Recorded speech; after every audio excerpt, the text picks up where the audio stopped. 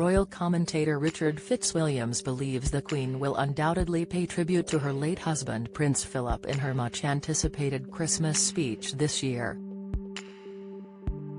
The expert told Express.co. UK, this year the Queen's speech will, as usual, be an important part of many people's Christmas. In recent years its message has reached a vast audience using social media.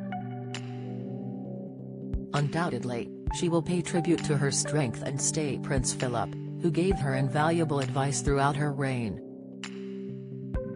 Theirs was one of the great royal partnerships. He is also likely to feature in the photographs arranged beside her. The Queen publicly called the Duke of Edinburgh, who died in April aged 99, her strength and stay on November 20, 1997, the day marking their golden wedding anniversary. During a lunch at Banqueting House in London, the monarch looked back on the support Prince Philip had provided her since their nuptials. She said, "All too often, I fear, Prince Philip has had to listen to me speaking. Frequently we have discussed my intended speech beforehand and, as you will imagine, his views have been expressed in a forthright manner. He is someone who doesn't take easily to compliments, but he has, quite simply, been my strength and stay all these years, and I, and his whole family, and this and many other countries, owe him a debt greater than he would ever claim, or we shall ever know." Mr. Fitzwilliams, however, also noted the Queen will likely weave into her Christmas broadcast a number of issues that have had a significant impact on Britons during 2021. Among them, he listed the COVID-19 pandemic. He said, "The situation linked to COVID is ever-changing. In last year's Christmas message she movingly addressed the plight of the many who had suffered or been affected by the pandemic, movingly saying you are not alone, and this is very likely to feature in this year's broadcast too."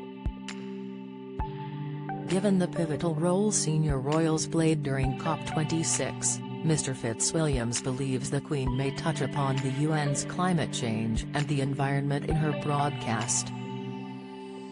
He said, "The Queen will undoubtedly mention this and probably the G7 meeting in Cornwall as well." Other topics, including her strong faith and age, may also be featured, the expert added. He said, "She is deeply religious and, as ever, will weave this message skillfully into whatever she has chosen to highlight."